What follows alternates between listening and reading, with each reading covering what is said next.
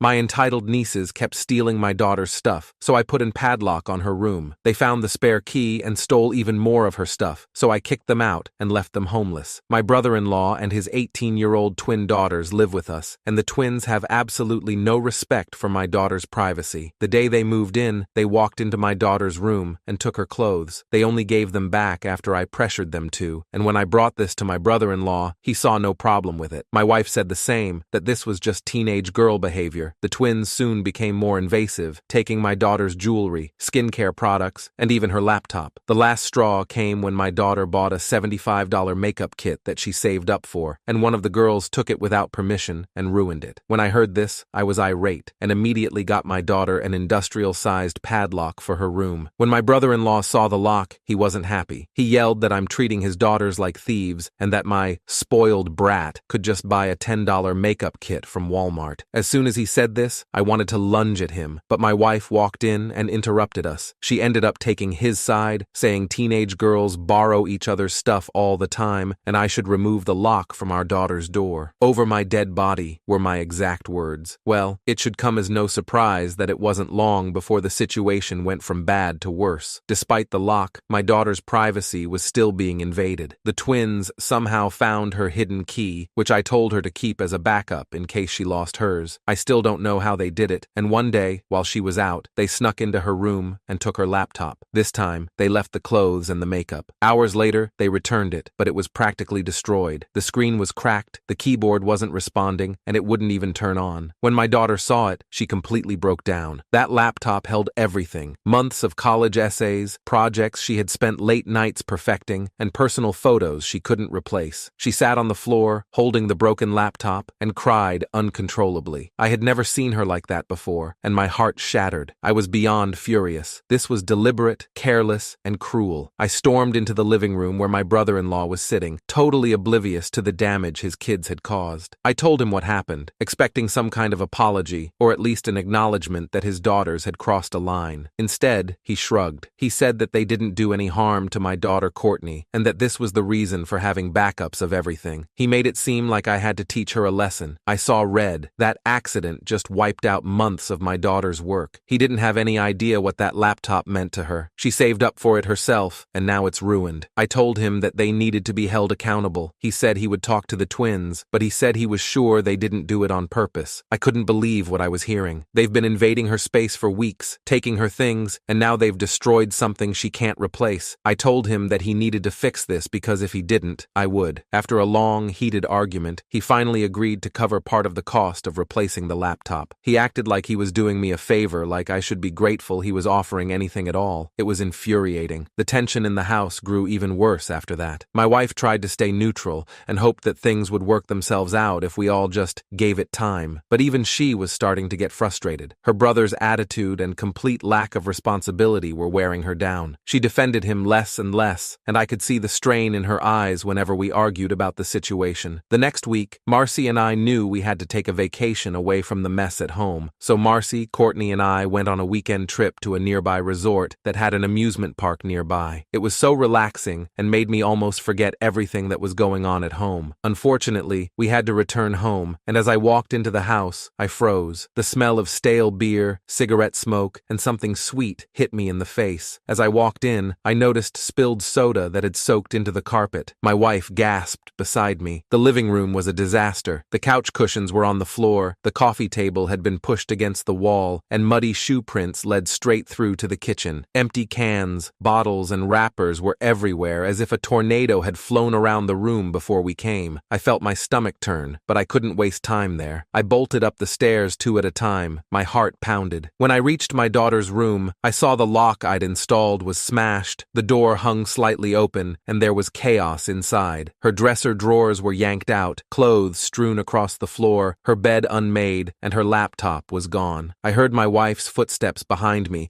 her gasp sharp as she took it all in. "Oh my God," she whispered. She looked at the broken lock, then the mess inside. For a moment, she just stood there, silent. Her hand covered her mouth. She didn't move. Downstairs, the door clicked open, and my brother-in-law strolled in, phone in hand, with a lazy grin on his face. He told us the kids had a bit of a party, and while we were gone, they got carried away. They trashed the place. Her room was destroyed. This is everything to to her. He didn't even look up from his phone and told me to relax. He brought up how we threw worse parties when we were kids. Remember that one in high school? Mom and Dad were out of town, and we had the whole crew over. He smiled at the memory like he was proud of it. We wrecked the house, but we cleaned it up. No problem. Mom never found out. Same thing here. No big deal, he said. My wife looked beyond furious. She reminded him that they cleaned up the mess before their parents got home. This was nothing like it was in high school. He then reassured me that the kids would clean it up. He said we were blowing this way out of proportion. For the first time since they moved in, I saw my wife stand up against her brother. My wife took a step forward towards him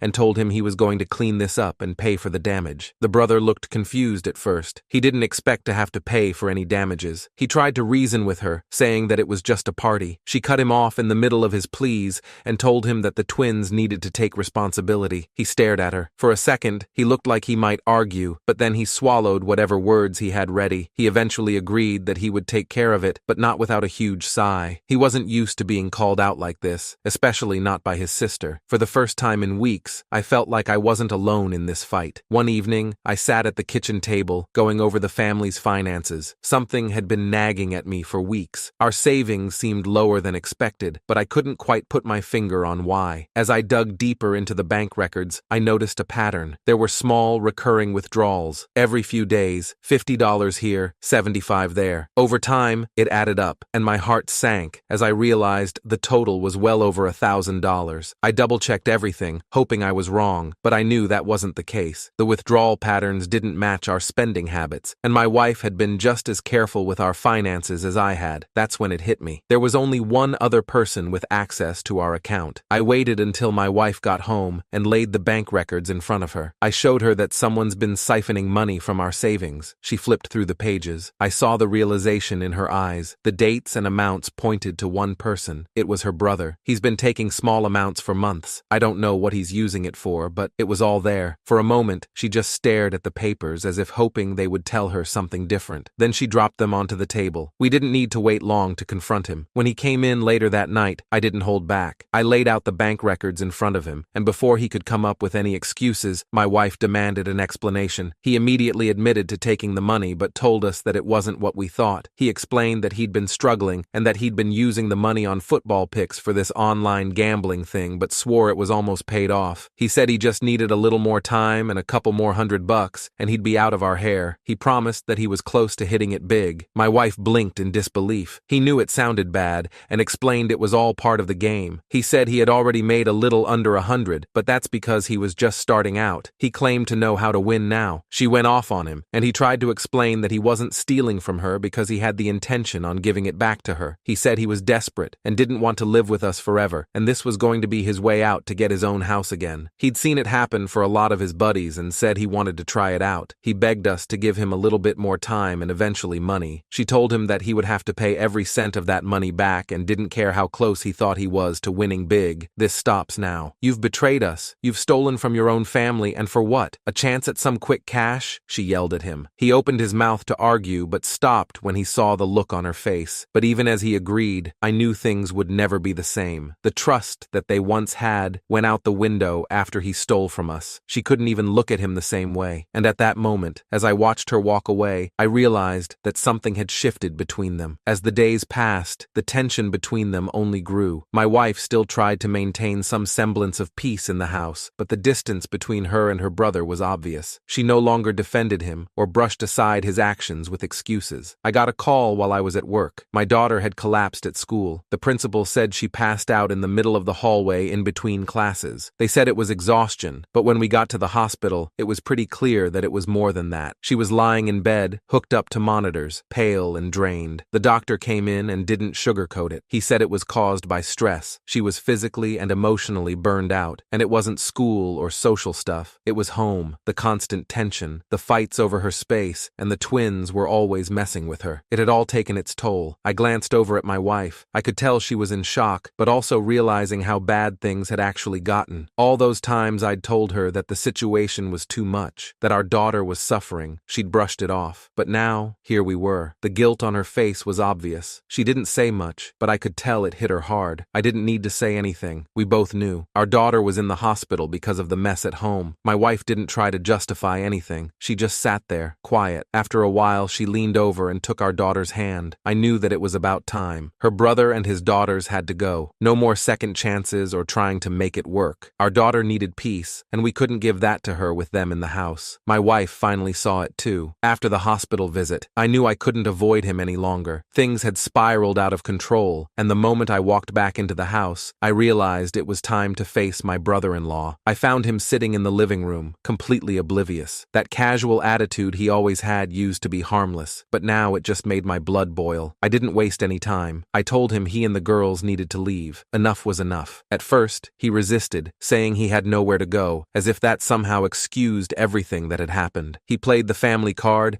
and tried to guilt me into changing my mind, but this time, I didn't budge. My daughter's well-being was at stake, and I wasn't about to sacrifice that for anyone, not even him. The turning point, though, was when my wife stepped in. She'd been stuck in the middle of this whole thing for so long, constantly defending him, brushing off his behavior. But after seeing our daughter in the hospital, something shifted. She backed me up, finally realizing how much harm had been done. I could see the guilt in her face for not stepping in sooner, but now she was firm. She told her brother he had to go. He was stunned. I don't think he ever expected her to side with me, but the situation had reached a breaking point. The tension in the room was heavy, and for a moment, it looked like he was going to argue again, but he saw that we were serious. They packed their things and left, and just like that, the house felt quieter. It felt like a weight had been lifted. Once they were gone, my wife apologized. I could see how much it had been eating at her, and how much she had overlooked for the sake of family. She admitted she should have seen the signs earlier, and should have listened when I raised concerns. But at that moment, I wasn't interested in blame. I just wanted to move forward for all of us. Later that evening, we went back to see our daughter in the hospital. She was still weak, but I could see a change in her. When we told her they were gone, she seemed relieved. It wasn't an easy decision, but it was the right one. After everything we'd been through, my family finally had a chance to breathe again. Thank you for watching this video.